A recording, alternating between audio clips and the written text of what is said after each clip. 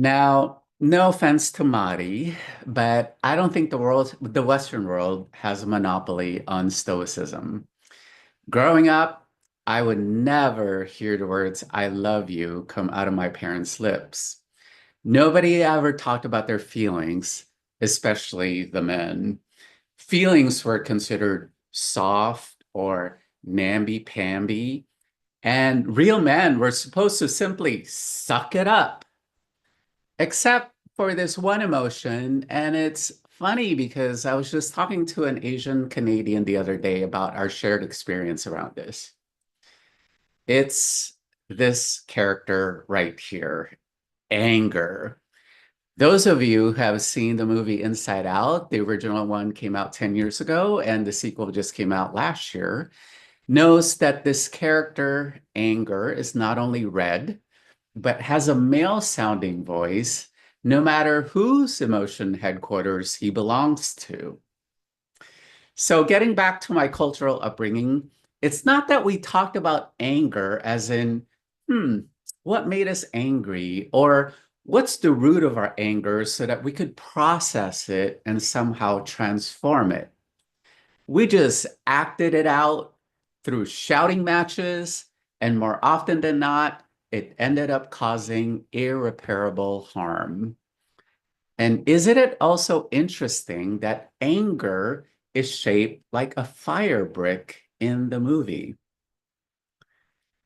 Anger can be scorchingly hot, and when thrown at others, extremely dangerous.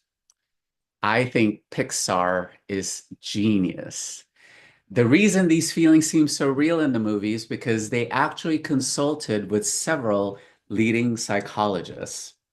And this is why they got the characters' facial expressions down. Pete Docter, the director of the movie, based Riley, the main character, on his own daughter's personality changes growing up, especially during this tumultuous period in all of our lives that we know as adolescence and puberty. The original movie only had five main emotions. Here's a group shot of them. The leading emotion being joy, who is pictured here in the middle. And isn't it interesting how she's shaped like a starburst because she's always full of energy and even glows from all that happiness that's bubbling up inside of her. She's frequently seen manipulating the control board, as you see here, at the emotional headquarters. According to the reading by Madi, it is okay to be joyful most of the time. And even during times when we're not, we have permission to fake it until we make it. I could preach a whole sermon these days on how I'm letting joy fuel me at this point because there's just too much despair running about our world. But that's a different topic altogether, and I'll save it for a different sermon. I do think, however, that there's sometimes danger when we pressure ourselves to only feel joy 24/7. Now, some may even label this as toxic positivity. Now, I don't think that everything is happy, happy, joy, joy all the time. In this movie, for example, sadness sometimes touches the memory balls and they turn blue. Again, it's no coincidence that sadness is in the shape of a blue teardrop here. Or perhaps it's another feeling like fear in the shape of a purple nerve. I bet there's a lot of this character showing up in our emotion headquarters these days. Or disgust in the shape of this green broccoli. Okay, here's where I take issue with the animators because I actually love broccoli and I don't think they're disgusting at all. But maybe if you're a child, anything green is disgusting, right? So, nonetheless, all these negative feelings can come into play when we're triggered or when we experience major life changes, like the one Riley did moving from Minnesota to San Francisco. And not to be a spoiler, but by the end of the movie, all the emotions figure out how to live with each other and take turns on the control board, which is a very good way to portray what it means to be regulated. Now, I also want to take this opportunity to point something out because some of you may already be thinking about it. And I want to thank Angela for educating me on this. So, for those who are neurodivergent, especially those on the spectrum, they are often taught that there's colors associated with specific emotions, and that regulation means immediately getting back to yellow or joy as if it were that easy, like flipping a switch or simply handing the control board over to joy. So even in the movie, after Joy got ejected from emotion headquarters, it took quite a while for her to find her way back. Meaning that for some of us, this shows up in the form of depression, for example, right? Or for others, it's a panic attack. And it may take a while, and with the help of mental health professionals, or possibly even medication, to get back to regulation. It's not as easy as just flipping it just like that. While I believe in self-regulation, I also don't think it's necessarily I don't think it necessarily means that we could just flip everything into joy right away, or that what's called for at all times is joy unless we force it to be so. Even those of us who are more neurotypical can suffer from societal and cultural expectations and suppress our negative feelings. As I mentioned before, there's a strong emphasis in Asian culture in saving face. And what this sometimes means is we have to hide our negative emotions because we don't want to cause shame for our families. And we want to give off the impression that our lives are perfect and peachy all the time. And I think this repression is what leads us to go with the default feeling of anger, because anger then becomes like a volcano building up pressure inside of us until we finally explode. And for those who could never even express anger at all, it turns into depression, which is merely anger turned inward. The trick is to expand our vocabulary, our language, and our capacity to name our feelings, which is why the sequel introduces even more characters. Characters like ennui and anxiety and embarrassment, all these other angers, because as we grow older, aren't we supposed to be able to name more feelings in a more nuanced way?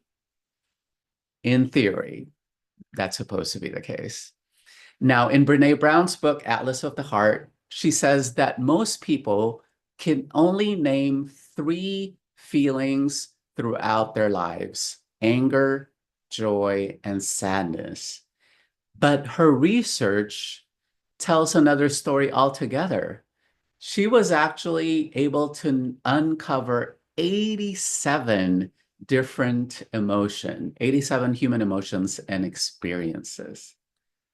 That's a lot of feelings. We won't get to all of them. We won't get into all of them, but let's just say that my biggest aha moment was learning the difference between envy and jealousy. Jealousy, according to Brené, is when there's a third person involved. Like, I'm jealous that you're spending more time with Sue than with me. Envy, on the other hand, can be used for something you wish you had, but don't. In other words, when someone like Dallas comes back from Hawaii, for example, I won't say, Dallas, I'm so jelly of your tan. I'll rather say, I'm envious, right? So that's the appropriate emotion to use in that instance. This is why I think it's super important, and I'm glad we're teaching our kids more and more these days about how to name our emotions, which explains the title of today's sermon. It's a variation on that show, Name That Tune. Some of you may be um, chronologically experienced enough to remember that TV show from way back when. So here's the thing. I believe our faith tends to attract those with degrees and titles attached before and after their names, because last time I checked, we have an average education, formal education anyway, of 17.5 years, which is halfway to a master's degree, right? So we Unitarian Universalists tend to have high IQs or intelligence quotient because our faith, at least the Unitarian aspect or the side to it, grew out of the Enlightenment period. But sometimes, you may find this hard to believe, but we can have very low emotional intelligence levels. And that probably explains why some of us are a bit socially awkward. Amen? Okay, if you're not going to admit it, I'm going to. I'll say that I put myself in that category, which is why, as part of my spiritual practice over the years, when I journal, I added a line to it about my major feeling for the day.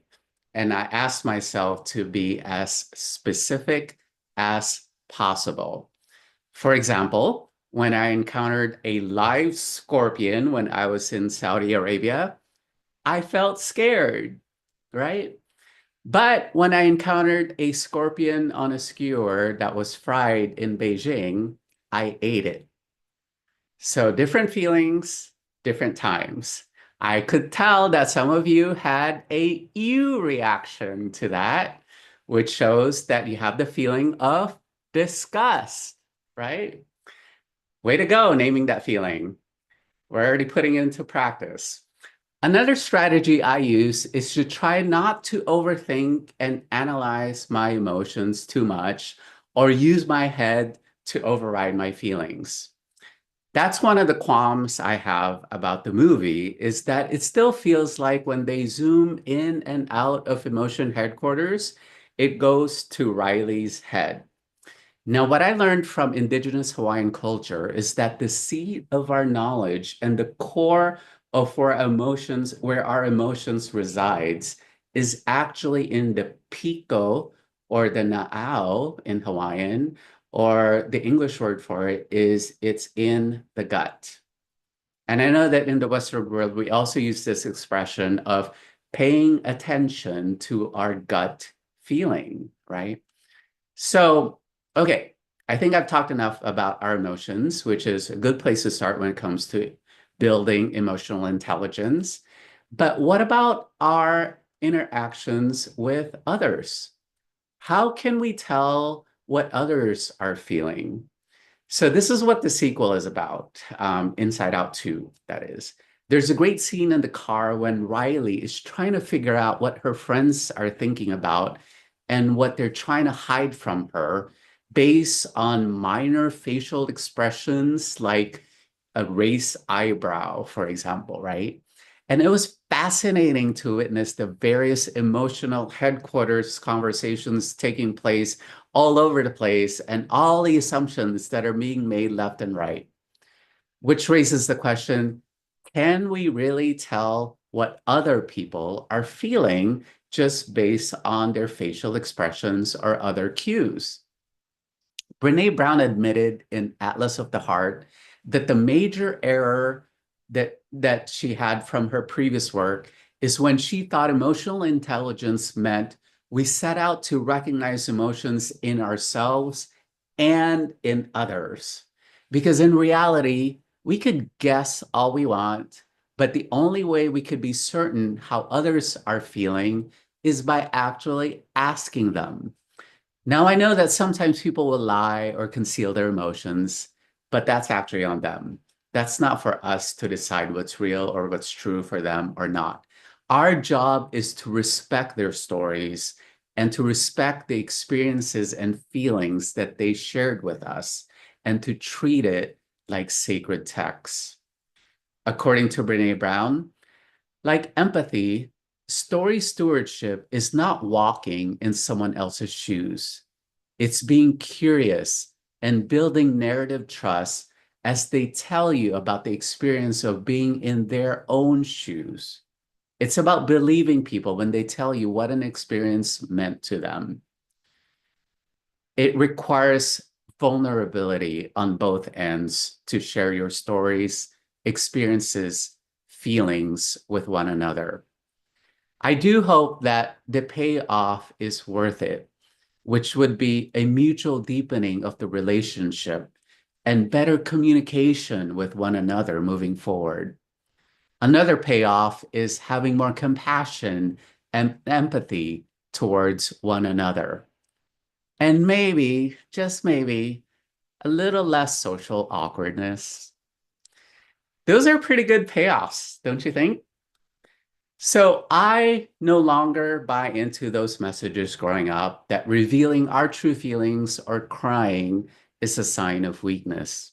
For me, it takes courage and strength to share yourself so openly with others.